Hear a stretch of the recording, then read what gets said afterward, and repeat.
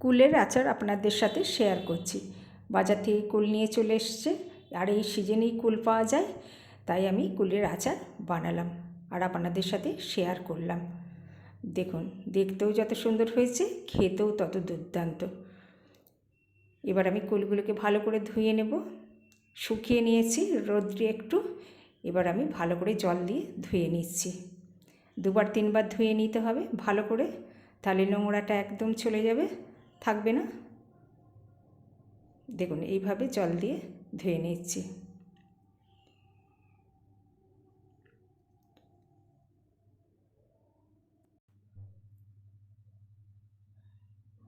দেখুন, আবার একবার জল দিয়ে দিলাম। দেখুন, পরিষ্কার হয়ে যাচ্ছে। আমি একটা ঝুড়িতে উঠিয়ে নিচ্ছি, ভালো করে ঝরিয়ে নেব। এবার খারাপ কুলগুলো আমি বেছে নিচ্ছি, আর ভালো কুলগুলো এই সাইডে নিচ্ছি। দেখুন, এইভাবে সব নিয়ে নিলাম। ফাটিয়ে নিলে আচারটা খেতে খুবই সুন্দর হয়, ভিতরে মশলাটা পুরো ঢুকে যায় আর গুড়টাও চলে যায়, খেতেও খুব টেস্টি হয়। দেখুন, সব নেওয়া হয়ে গেল আমার। এবার জলটা একটু ভালো করে ছাড়িয়ে নেব। খারাপগুলো একদম সাইডে রেখে দিচ্ছি, ওগুলো ফেলে দেব। এবার আমি কিছু মশলা নিয়ে নিয়েছি, মশলাটা ভেজে নেব। এবার কড়াই গরম করতে দিয়ে দিলাম গ্যাসে। লঙ্কা 4টে দিয়ে দিলাম, তেজপাতা দিয়ে দিচ্ছি। এবার ভালো করে নাড়াচাড়া করে নেব।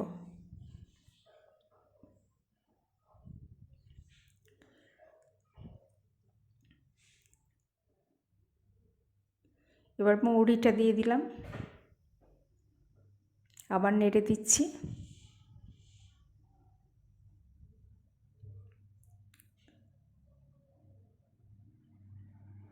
জিরেটা দিয়ে দিচ্ছি।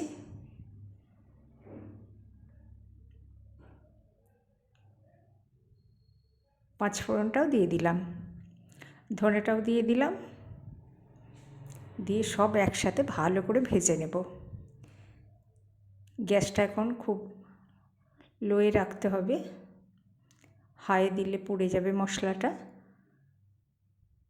হালকা হিটেই ভাজতে হবে, ভাজাটাও তাহলে ভালো হবে, আচারটাও খুব সুন্দর হবে। দেখুন, কালারটা চেঞ্জ হয়ে যাচ্ছে।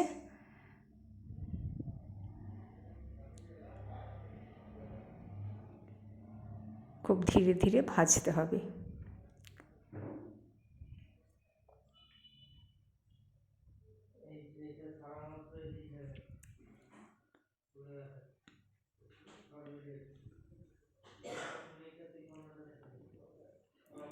দেখুন, আবার নাড়ছি। খুব সুন্দর সেন্ট বেরিয়েছে। ভাজা মশলার আচার দারুণ সুন্দর হয়।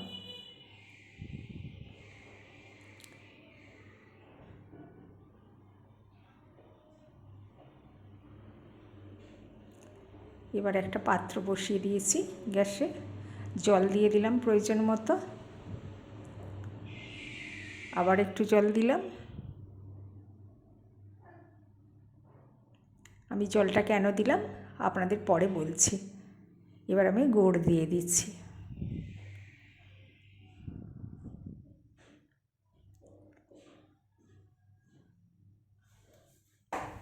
গুড়টা আমি ফুটিয়ে নেব।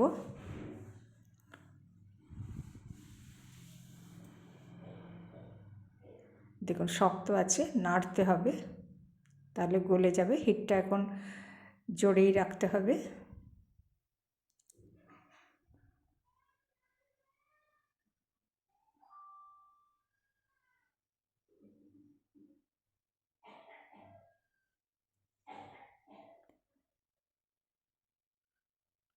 দেখুন, নেড়ে যাচ্ছি।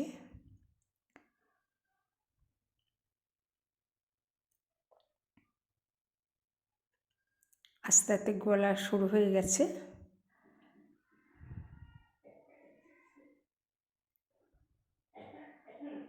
এবার আমি কড়াই বসিয়ে দিলাম, গুড়টা নামিয়ে নিয়েছি, গ্যাসটা অন করে দিলাম।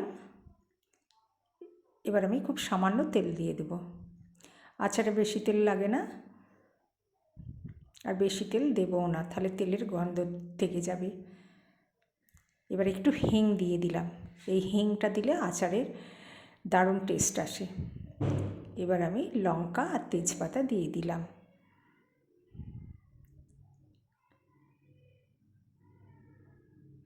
এবার আমি পেঁয়াজ কেটে রাখা দিয়ে দিলাম, লম্বা লম্বা করে একটা পেঁয়াজ কেটে নিয়েছিলাম, দিয়ে দিলাম।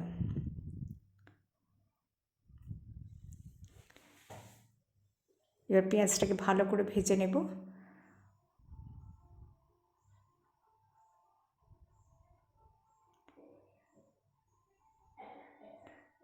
দেখুন নেড়ে যাচ্ছি পেঁয়াজটা।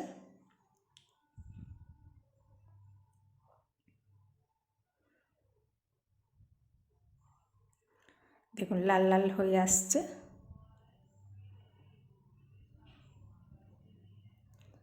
এবার আমি ঝরিয়ে রাখা কুলগুলো দিয়ে দিলাম। জল একদম ঝরে গেছে, একটুও জল নেই গায়ে। এবার আমি ভালো করে ভেজে নেব। বেশিক্ষণ ভাজলে হবে না, তাহলে একদম শুকনো হয়ে যাবে, খেতে ভালো লাগবে না। খুব অল্প টাইমে একটু নেড়ে নেব, নেড়ে গুড়টা দিয়ে দেব।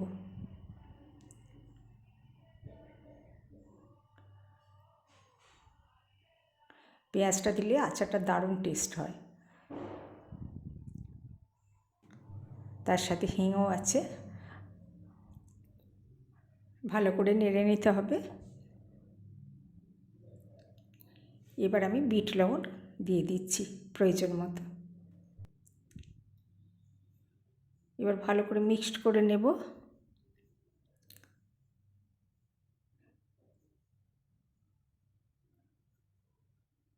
দেখুন আবার ভালো করে নেড়ে নিচ্ছি। পেঁয়াজটা একদম গলে যাবে, খেতেও টেস্ট লাগবে।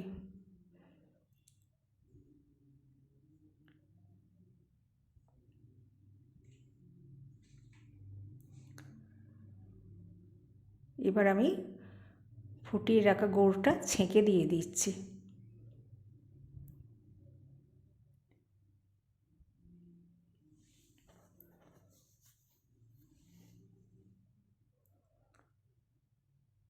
দেখুন নেড়ে দিচ্ছি।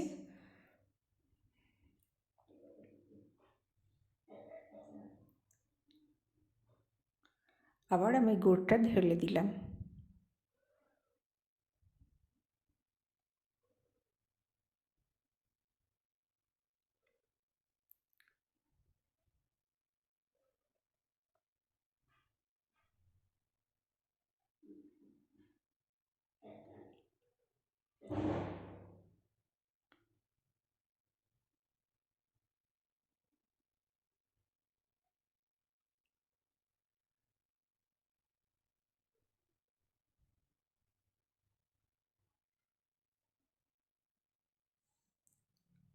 দেখুন আবার ভালো করে নেড়ে দিলাম।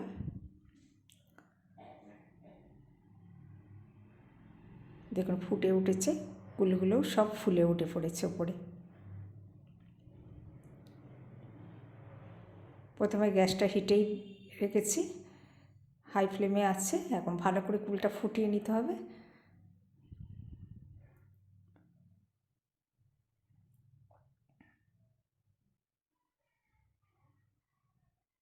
দেখুন সব ফুলে উঠে পড়ছে।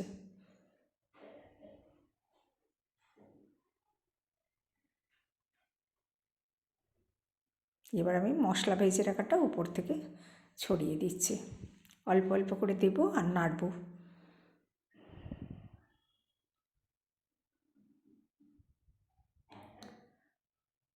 দেখুন আবার নেড়ে দিলাম।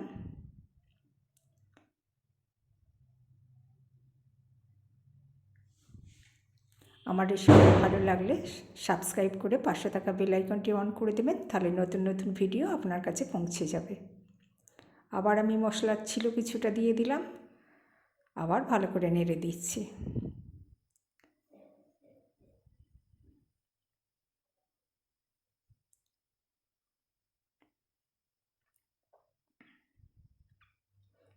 দেখুন একদম শুকনো শুকনো হয়ে গেছে, গুড়টা একদম টেনে নিয়েছে। মশলাগুলোও ভিতরে আস্তে আস্তে চলে যাচ্ছে। আর ফাটিয়ে রেখেছিলাম, কুলটা একটু ফাটিয়ে দিলে মশলাটা একদম চলে যাবে। দেখুন গুড়ে কত ময়লা থাকে, তাই আমি ছেঁকে নিলাম। আমার হয়ে গেছে কুলের আচার। এবার আমি একটা প্লেটে উঠিয়ে নিচ্ছি। আপনাদের ভালো লাগলে বেশি বেশি শেয়ার করবেন, লাইক করবেন আর কমেন্ট করবেন। এইভাবে আচার করবেন, তাহলেই টেস্টটা বুঝতে পারবেন। আবার নতুন নতুন ভিডিও নিয়ে চলে আসবো।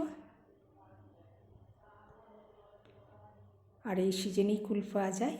এইভাবে আচার করে জারে স্টোর করে রেখে দিন, আর সারা বছর